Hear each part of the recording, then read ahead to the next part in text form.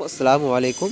देखेंगे जो भी ये स्टूडेंट इस वर्ष 2025 के अंदर कल जिनका एग्ज़ाम समाप्त हुआ है मौलवी का, वो भी बच्चे उर्दू टीचर के लिए एलिजिबल हैं, फॉर्म को अप्लाई कर सकते हैं। कैसे करेंगे, किस तरीके से करना है, उन सभी चीज़ों को बताएंगे। ख़ासकर जो लड़कियां हैं और लड़के दोनों के लिए स्पेशल नोटिस है। और दूसरी चीज़ ये भी, जो बच्चे पहले भी मौलवी अगर पास कर चुके हैं तो वो भी बच्चे इस फॉर्म को फिलअप कर सकते हैं और उर्दू टीचर में अपना योगदान दे सकते हैं। आइए इस वीडियो को शुरू से लेकर अंत तक बताते हैं और समझाने की कोशिश करते हैं कि ये क्या प्रोसेस है इनका, जिससे कि आप फॉर्म भरकर आसानी से टीचर्स बन सकते हैं। तो चलिए फाइनली वीडियोस की मैं शुरुआत करूँ इससे पहले छोटा सा रिक्वेस्ट है, गुजारिश है, इसी तरह की हेल्पफुल वाली वीडियोस को पाने के लिए चैनल को सब्सक्राइब कर लें ताकि आपको पल पल की खबर मिलती रहे।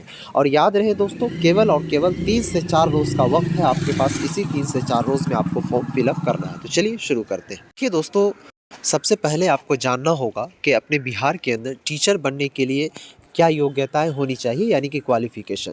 तो सबसे पहला चीज़ है कि अपने बिहार के अंदर ख़ास करके अगर कोई लड़के या फिर लड़कियां टीचर बनना चाहती हैं तो उनको कम से कम या तो डीएलएड करना होगा, ठीक है, या नहीं तो साथियों आपको बीएड करना होगा। तो बीएड के लिए आपको ग्रेजुएशन पास होना ज़रूरी है, लेकिन डीएलएड के लिए अगर आप टीचर बनना चाहते हैं तो कम से कम अगर आप मौलवी पास हैं या फिर मौलवी की परीक्षा इस वर्ष दिए हैं तो इस डीएलएड को आप कोर्स को कर सकते हैं। तो यही डीएलएड करने के लिए प्यारे साथियों, चाहे उर्दू से आप करें या फिर किसी भी लैंग्वेज से, तो जो मुस्लिम बच्चे होते हैं वो अक्सर उर्दू से डीएलएड करना चाहते हैं। तो उन्हीं के लिए प्यारे साथियों आपको सबसे पहले डीएलएड करना होगा। तो यहाँ पर सबसे अच्छी खबर इस नोटिफिकेशन में ये बताई गई है कि जो बच्चे इस वर्ष मौलवी की परीक्षा दे रहे हैं वो भी इस फॉर्म को फिलअप कर सकते हैं, यानी कि कल ही उनका परीक्षा समाप्त हुआ मौलवी का, तो वो भी बच्चे इस फॉर्म को फिलअप कर सकते हैं। और जो बच्चे पहले मौलवी पास कर चुके हैं वो भी इस फॉर्म को फिलअप कर सकते हैं। तो इसमें देखिए डायरेक्ट यहाँ पर लिखा हुआ है प्यारे साथियों, शैक्षणिक योग्यता क्या क्या होनी चाहिए। तो इसमें बताया गया है, यहाँ पर समझने की कोशिश कीजिएगा। ये देखेंगे यहाँ पर शैक्षणिक योग्यता दी गई है इनकी, जिसमें कहा गया है कि 10+2 अथवा उसके समकक्ष में 50% अंकों का होना लाजमी है। और उसके बाद देखिए साथ ही कह रहा है कि नामांकन लेने हेतु आयोजित होने वाली परीक्षा में जो अभ्यर्थी आवेदन जमा कर सकेंगे जो वर्ष 2025 की माध्यमिक +2 अथवा उसके समकक्षी वार्षिक परीक्षा 2025 में सम्मिलित हो सकते हैं। यानी कि दोस्तों इसके कहने का मतलब है कि जो बच्चा इस वर्ष भी शामिल हो रहे हैं, चाहे 10+2 यानी कि इंटर में, या नहीं तो आप मौलवी की परीक्षा देने के लिए जा रहे हैं या फिर दे चुके हैं अभी, ठीक है, तो वो भी इस फॉर्म को फिलअप कर सकते हैं। ठीक है, अब देखिए फॉर्म को फिलअप करने का जो डेट दिया गया था वो इनका डेट 22 तारीख तक लास्ट डेट था, लेकिन प्यारे साथियों उस डेट को बढ़ा करके देखिए यहाँ पर देखिए ये डायरेक्ट नोटिफिकेशन है बिहार बोर्ड का जो कि डीएलएड करवाती है। यहाँ पर देखेंगे डायरेक्ट आप देख सकते हैं कि 27/1/2025 तक एवं शुल्क जमा करने के लिए 28/1/2025 तक पुनः निर्धारित की जाती है। यानी कि दोस्तों 22 तारीख तक इनका डेट दिया गया था, लेकिन इनको बढ़ा करके 27 तारीख तक कर दिया, यानी कि 27 जनवरी तक। तो जो बच्चे डीएलएड के इच्छुक हैं, जो चाहते हैं कि हम उर्दू से टीचर बने, तो उनके लिए फॉर्म को ये फिलअप करना अनिवार्य होगा। अब डीएलएड कर लें बेहतर होगा, क्योंकि अब मान लीजिए बहुत सारे बच्चे कहेंगे सर इसमें 50% मांगा जा रहा है, तो उसमें मान लीजिए कि हमारा मौलवी का जब रिजल्ट आएगा तो उसमें 50% ना हो तब क्या होगा। तो वो बात की बात है, ठीक है। अगर 50% आपका नहीं होगा तो फॉर्म रिजेक्ट हो जाएगा, अगर होगा तो इंशाल्लाह आपका इसमें सिलेक्शन भी हो जाएगा, आप एग्ज़ाम भी दे देंगे, ठीक है दोस्तों।